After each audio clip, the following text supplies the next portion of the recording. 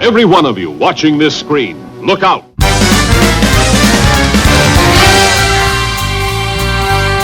Anything can happen in the next half hour.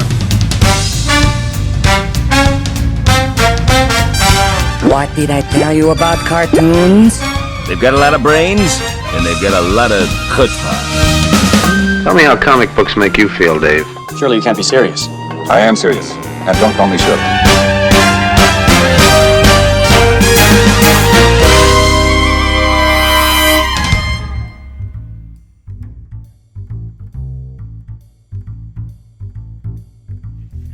This is Frantz, Kantor, cartoonist, illustrator, ToonTalker, and I'm here with Jim Bridges, and I'm the president of the Australian Cartoon Museum.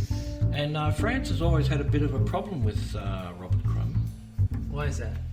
Well, why is it? I think this everybody. Is Art and Beauty magazine, drawings by R.Crumb, numbers 1, 2, and 3. Yeah.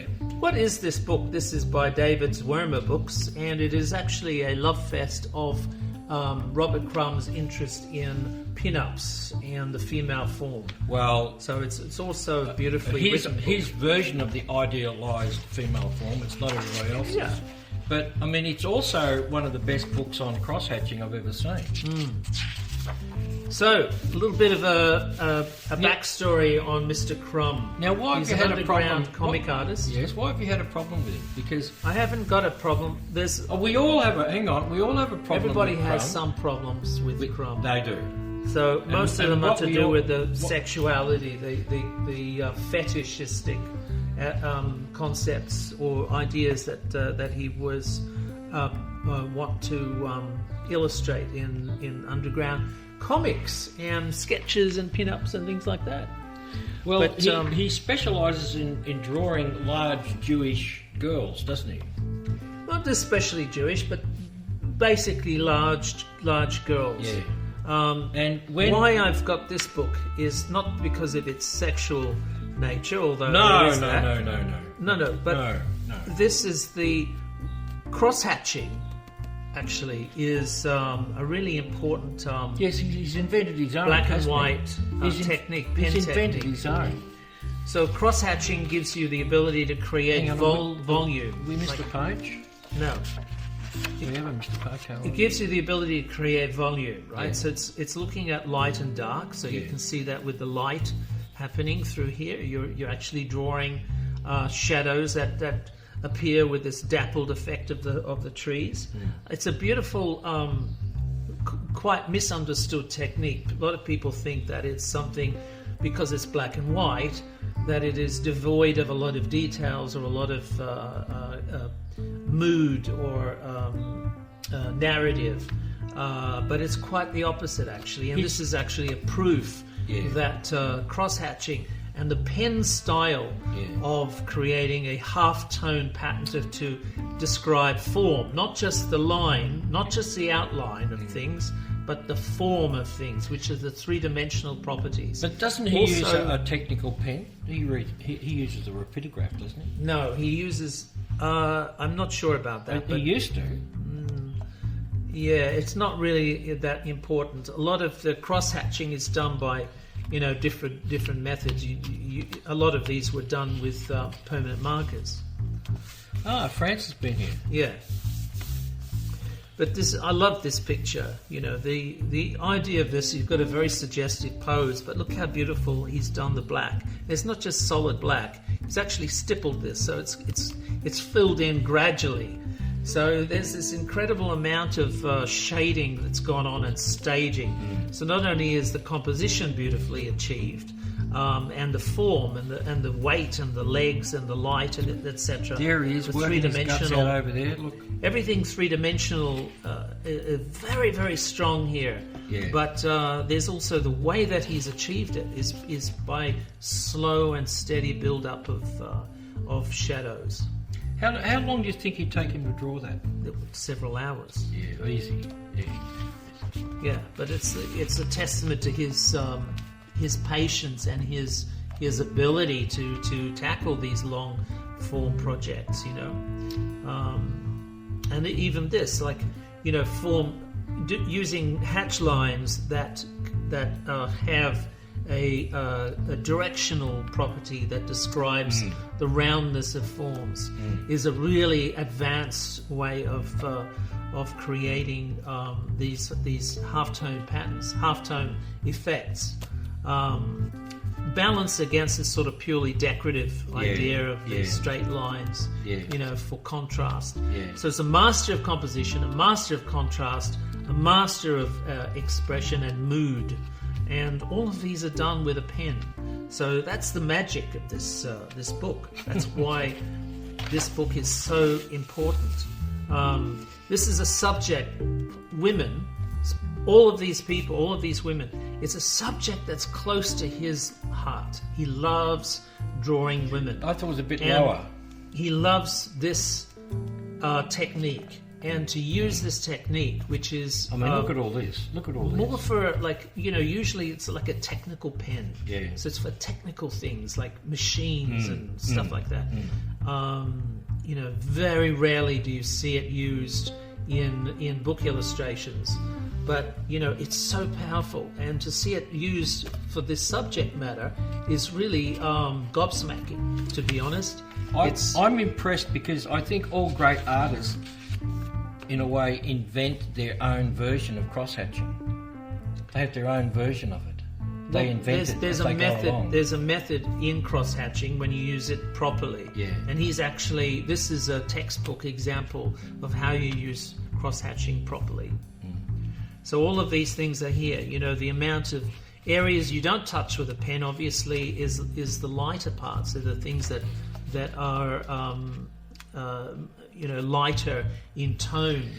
And it's just a beautiful balance of light to dark, a hierarchy of light to dark. It's a very old-fashioned method because... But we forgive... I look at this and I say, well, okay, this is very most artists sexually charged, but you forgive the subject because the way that he's treated these subjects with such detail and love really is hypnotic. Well, I mean, everybody... To the point where all of this is handwritten. Yeah. This is handwritten. Yeah. This is how much time that's involved in this. Yeah. He's poured over these, almost these poses are sort of, you'd look at them, if you saw the photographs of these, you'd say, oh, well, they're interesting. But are they interesting enough to spend 20 hours on? Yeah. And this is what he's done. I mean, and even like this is a quote from Friedrich Nietzsche. So this is Otto Dix. Oh, he was a great artist. Giannini, John Sloan. These are things. This is like a notebook of an incredible amount of not context, but the context is really in his imagination on how he used it. But it's a bizarre expose on his thought patterns. Here's a quote from Renoir, Hang on. Like a child I paint with an artless soul and the instincts of my fingertips. Well, the book is called Art and Beauty. Yeah, they're reflections on art and reflections on beauty. I mean, look at the way this is obviously a freckled girl. How do you do a freckled girl in a crosshatch technique? This is how. This is what I'm talking about. You can use this as a textbook on how to do crosshatching. Look at this. Look at this. Look at this. Look at the shadows in there. It's like that that overexposed, not overexposed, underexposed beach photographs. Oh, yeah. Where the shadows are so dark. Yeah. You wouldn't never see. Probably this is American beaches, so we're not used to these, quartz beaches. You're not hanging shit on our American beaches, are you? Well, they have more quartz beaches. We have more silicon beaches. Ah. So our sand's usually flatter. Theirs is more chunky. Yes. Well, this is some sort of showbiz picture. Yeah. Look at the dark. Look at the amount of shadows. Well, that's taken in one of those booths, you can tell. Photo booth. Two friends. One is shy, the other devilish. Pity we can't see this. No. You can see a little bit. This pink slip is brought to you by this bloke here. Look at the direction of the lines on the stockings. Yeah. You know, it's just incredible. To get that level of dark, that blackness, you know, you've got to go over it. Cross-hatching starts out loose, and then you build up more lines. Actually, I might just give you a little bit of a quick. You're not going to draw in a book, example. are you? I'm going to draw in the book. So, if you imagine it's like this. This is a brush pen. So to get darker, you've got to crosshatch, right? And then crosshatch from a different direction. And then crosshatch from an even... More oblique, yep. Yeah. And gradually you build up black, dense color, dense tone, gradually like that. And that's how you achieve it. So imagine that in this fashion. Well, that's a famous painting, isn't it? Or is it? Yeah, that's a painting. I don't know. Yeah, and he's redone. Most of these are from photos. Most of these are from photos. Yeah, but even, you know, like photos you wouldn't even credit as being worthy of love drawing this stuff. from. I think he does wonderful stuff. He does. Wonderful stuff. Yeah. You know, underneath the shade underneath trees. Yeah, but this is hand drawn. These are hand drawn pages. Yeah. This is like drawings in a notebook, but they're more than that. They're fully composed pages with borders and notes, handwritten. You know, it's an incredible amount of detail. This is one of my favorites. I love this. It's a front-lit back view of a girl, and you can see that the sun is sort of catching these round forms, and she's sort of like awkwardly balanced on this bike. But the way that it's composed here, it's just a perfect composition, and the way that he's done this build-up of shadows, the umbra and the penumbra, the reflections that bounce the into umbra and the penumbra. Yeah, well, it's the area of shadow on a planet. Okay, yeah. That is reflected like the moon. Yeah. Shines on the Earth, right? Yeah. And at night, that actually forms like a light into the shadow area. If there was no moon, you'd have nothing to reflect back into the shadow, so that would be black. Okay. So you've got this sort of, underlighting. Isadora Duncan. She was a famous dancer, performance artist, and she had these incredible, over-dramatic poses. Yeah, but she wasn't stills. But she wasn't a classically shaped dancer. She's a large lady, but she did all these dances. Well, she was in the film. Yeah, but of course, but Vanessa Redgrave. Yeah, but she was also in another film by Ken Russell for television. Yeah, which was a better film, I thought. So these look like, just typical, I don't know, amateur nude photography, yes, things like a Betty Page stuff. Yeah. Well, that's Bruegel, isn't it? What does it say? It's Bruegel. Yeah, you can tell straight away. Yeah. When he went to Europe for the first time, they all thought he was the modern Bruegel. He was called the modern Bruegel. Yeah, well, this is from like a H&E magazine or something, like a photograph of a naturist. Nope. We can't look. You should. Nope. This is like from a nature magazine where they have these photographs of naturists. You can see that she's got sandals on and nothing else in landscapes. Oh, she's wearing a pink slip. There it is. Yeah, but look at that. The rendering in the sky and the shadows and things. It's just the amount of detail that he's able to capture and willing to capture. I reckon he was inspired. Amazing. I reckon he was inspired by Wolverton. I really do, because Wolverton, Basil Wolverton, did a lot of stuff with his own cross-hatching and stuff. Yeah, so and did it the hard way, like this guy's doing it the hard way, because everybody else is doing them on computer, and they press the button and all the background turns you. Yeah, well, these amateur sort of photographs, pin-ups and things like that, never seen before. These sort of things. They're like snapshots from an amateur gym or something like that. We see the ability to put so much the detail. function of the original artist is to renew the tradition to which he belongs. Yeah, that's beautiful. Well, that's true of banjo playing. It's also true of this. Yes. I mean, this is more contemporary, obviously, but again, look at this, Albert Einstein. Imagination is more important than knowledge. Good on you, mate. Oh, look, William Blake got the headline. Without unceasing practice, nothing can be done. Practice is art. If you leave off, you are lost. The whole business of man, the arts and all things common. No secrecy in art. Wonderful. Good stuff. Well, so that's the end of Book one. Book one. Art and Beauty magazine. So it's kind of like based with an intended thumb, up to what do you call it? Thumb in the using the wrong metaphors. It's an allusion to Art and Beauty magazine. It's an allusion to these like nature magazines, nudist Asian monthly or whatever. That sort of stuff. Pin-ups of girls. Normal everyday girls, not glamour models. Yeah. But so that's where it he starts. Draws everything lovingly. And then he'll look at this self-portrait. Yeah. He looks like Fu. Fu when he grew up.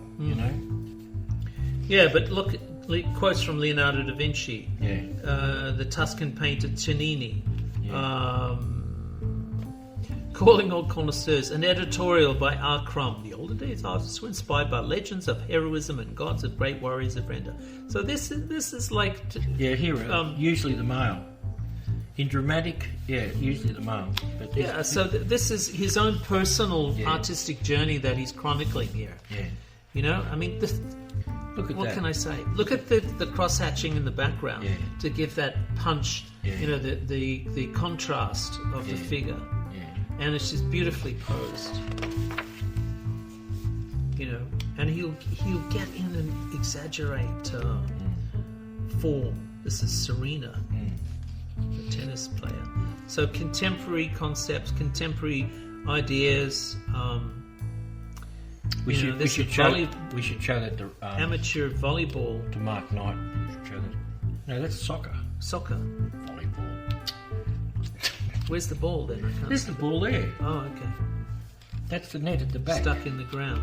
All right. No, they've just kicked a goal. Look, she's as happy as well. Three graces. See, the three graces. Yeah, the modern three graces. Yeah. So this is like a candid snap at the parks from the newspaper or magazine or something. Well, I mean, and he's actually fixated on this. No, but he's talking about it in the past. All these pictures would have been of the gods, and they're all doing stuff, and they're all males. Yeah. And these are females doing the same stuff. Yes. Yes. So he's updating it. He's actually, it's he's and all these quotes. These are photographs taken in an instant. And he'll sort of expose them in the pen style in an illustration. So it's an incredible amount of drama and form. Well, look at this. Isn't that wonderful? I mean, he's also a caricature. Yeah. That's beautiful. Yeah. So here we go. More. These are like gym magazines. Yeah. Pin-ups in the gym magazines of muscular women and things. So he's exploring. But he's having fun with the shoes too. Look. Like he's doing all this work, and then he has fun with the shoes, Yeah, the caricatures of shoes. He has this thing about shoes, You can say that again. Go on, say really it beautifully, really beautifully boots, drawn. big boots. He likes big boots. So these are all from photos, obviously. Yeah, this is sort of like 50s bondage stuff, 1954, El Rey Theatre, Oakland, California. This is sort of like the Betty Page era. Sort of these sort of suggestive magazine photographs. Hugh Hefner coming off a plane. Yeah. Surrounded by a bevy of beauties. Yeah. Look at the... Is bevy a collective noun? I used to know a bevy. She was not a noun. Girls of the street. She wasn't even a verb. So it's not what you think. It's just girls on the street. Yeah. Literally that. Beauty is where you find it. So it's finding the sort of if his fixation goes to normal people on the street. Well, I mean, he's a homeless girl. Look at that. She's got a she got a baby with Stuffy Charlie. Yeah. You know? And there's a homeless girl. Yeah. So they're incredibly chronicled.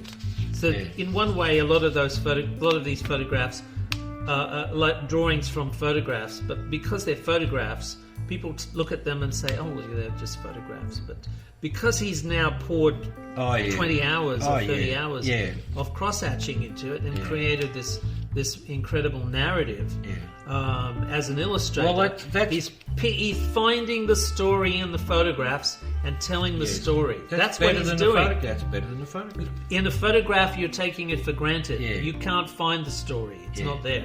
But he's forcing you. It is there, but it's just... You'll never see it. He finds the story and tells you the story. So that's all of these photographs, And I don't know what another point of view. I don't know the story behind this. But it is sort of like, it's almost like a striptease in a way of... But this thing about bending over, he did a really funny, really famous cartoon called A Young Girl, where she bends over and she bites into the bottom of the window. Yeah. This is the bad boy Apache dance. Yeah. That's French. From America, 1920s and 30s. Yeah, and he just throws her over. Yeah, that's been caricatured a lot in movies. Yeah, and he throws her all over the place. Yeah, American in Paris probably had it in there. Well, the cut down version.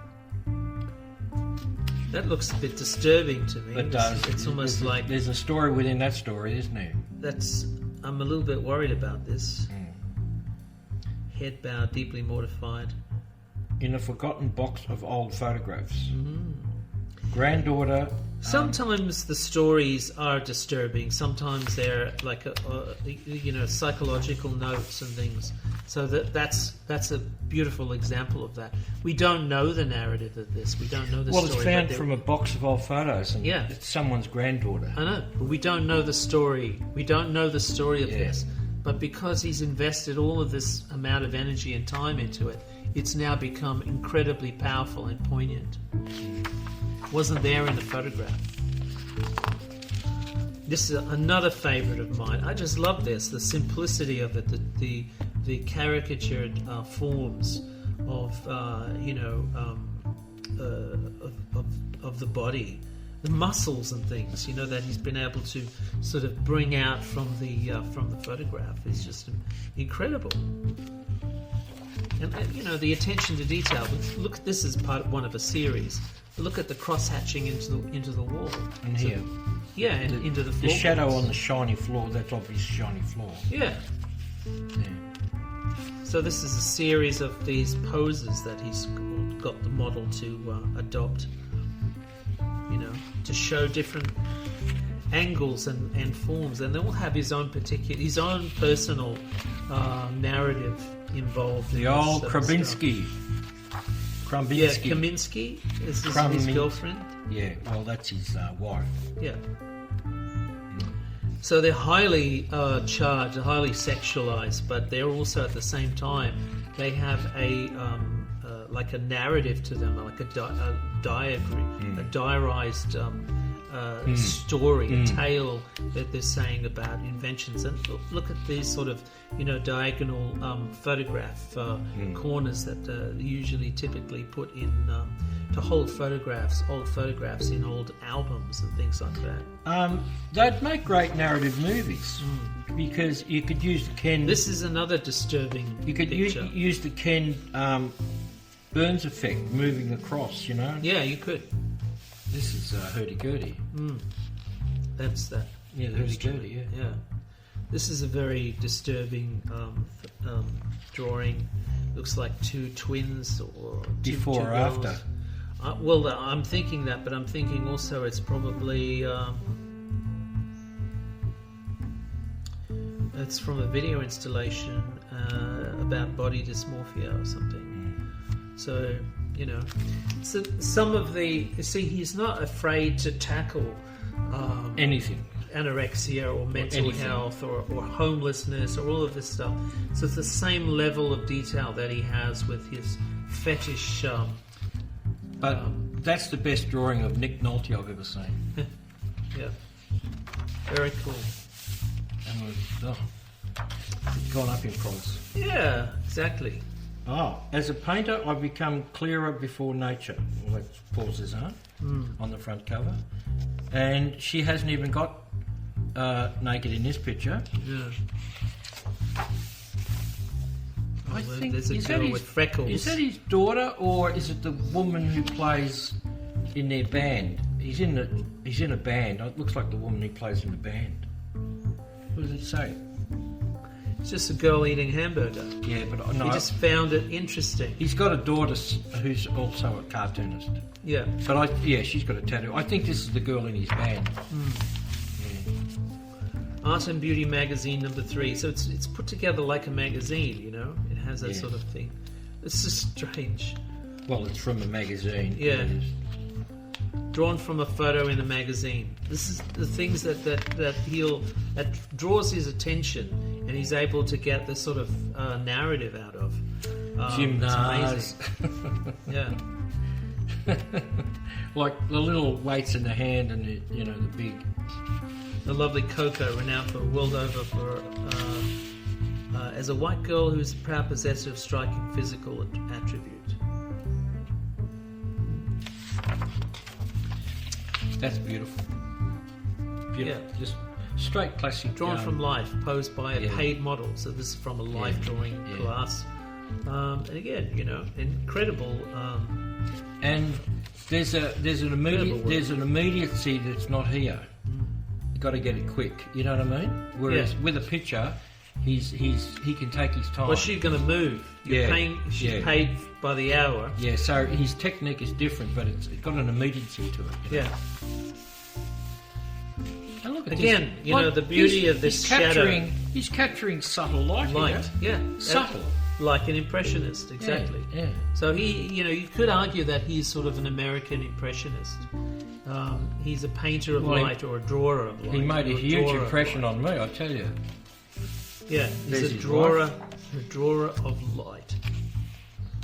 And look at the beautiful heavy line that he's been able to impose on this beautiful figure as well.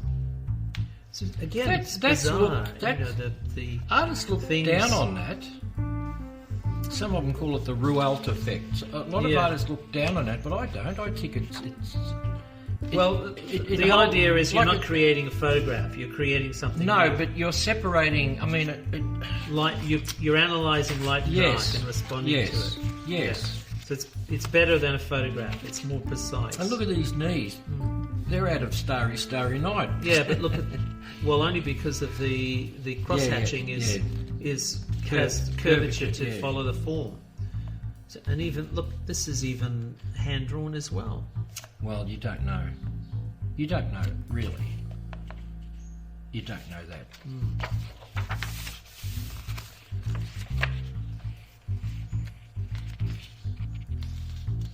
And the texture some of these drawings build up. You know what I mean? Yeah. So the photographs that he's fixated on are incredible. Like these jackets. These the photographs jackets are absolutely nothing. But what he does with them, he creates this story. The narrative. It's like, what's going on here? And what's the story? Let's accentuate the pipe. Let's accentuate the pipe that probably you don't really. Yeah, but the pipe has round strokes. Yeah. So it's got it's in perspective and it has curvature as well. There's a guy with a pink muumuu. Look at this incredible, there's a lot of balance in things. It's almost like, finding... it's like the early Impressionists used to study photographs, and they used photographs for composition, for understanding light, for understanding patterns of light, shadows, etc. And he was doing the same thing, right? But his subject matter is slightly different to a lot of the Impressionists, apart from maybe Rodin. He's not really an Impressionist, but I'm just giving you an example of how somebody that used, their sexuality in their work. Well, she's obviously... As some sort of a narrative She's form. obviously got freckles or a tan. That's interesting. And this bit here, the light But is... look at that Guma at the back. The Guma. Look at these... It's the little details that you find in there that... Starry night. The ankle, the shoes. It's a two-tone shoe. So two-tone shoe means that she's a hoofer. She's like a dancer or something, possibly. So there are a lot of weird things in there that allude to a story that we're not privy to. But he's telling us this story, whether we like it or not. Yeah, this photograph, He's uncovered. this face... Is it like a detective? Yeah, I'm like fascinated in this face. I want to know more about this face. This woman, I want to know more about her. Yeah, but look, she's got darker eyes and she's got lighter eyes. Yeah, but see the tone difference. Her face is different to her. I've seen a lot of those faces. I've seen a lot of those.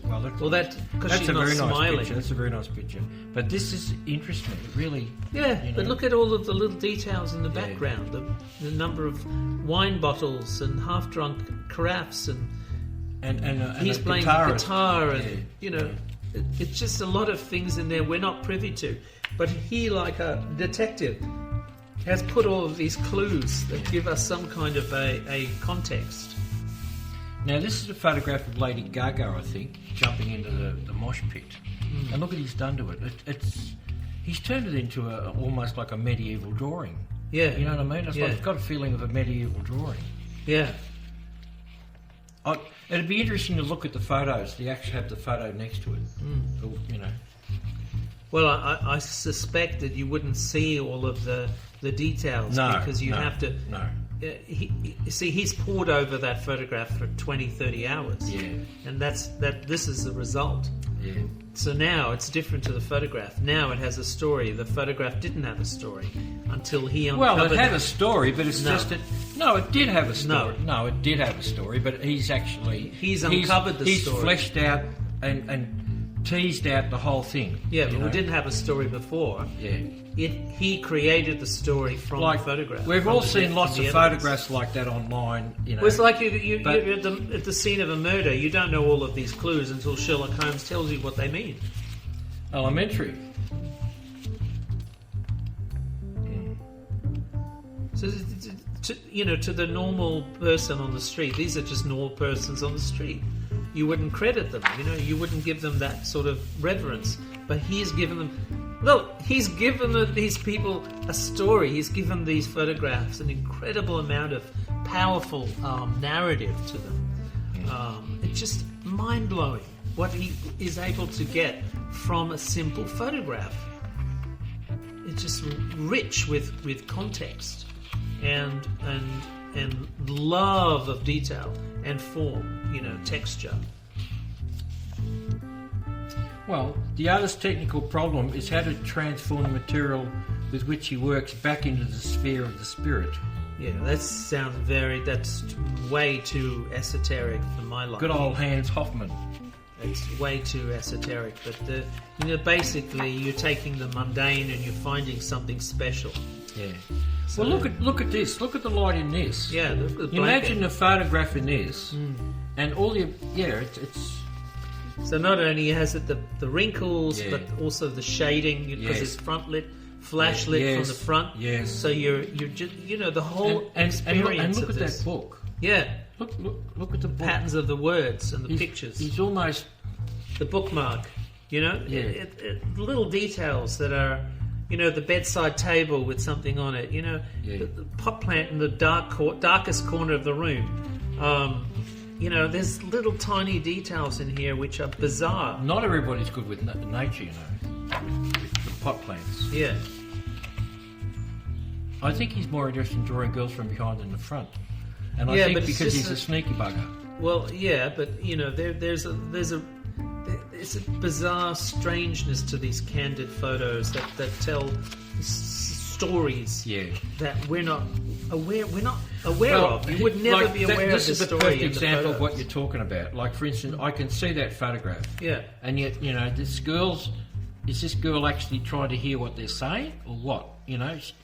He's actually... Okay, so this is like the Night Watch, right? So you got all these figures in the painting of the Night Watch. Are you obsessed with Rembrandt or something? Or? Yeah, but you got another painter of light. Yeah. So he is a drawer of light. Yeah. So you got all this story, the narratives of the Night Watch. Yeah. You get from the meanings of the expressions of the people in the painting, right?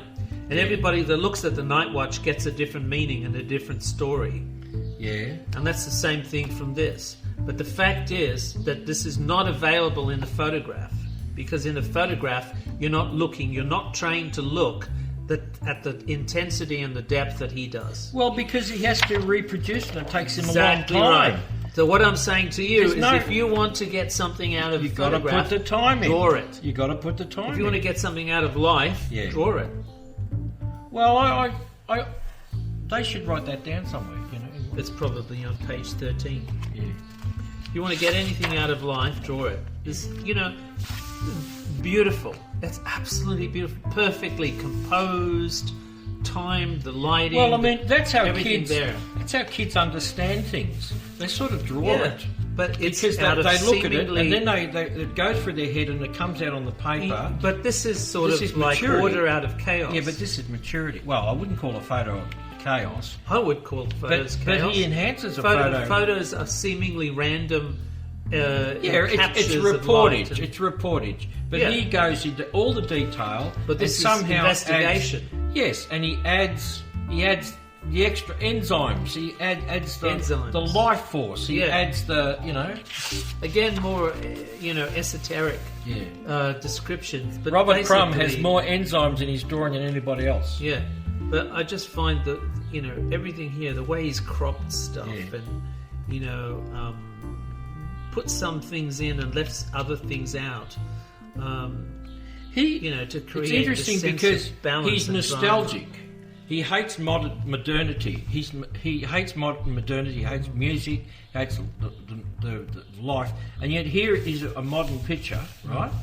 And yet he's done two things with it. He's captured it, but he's actually got the old style feeling of great drawing in it. Yeah, but this is from a photograph from 100 years ago. Yeah.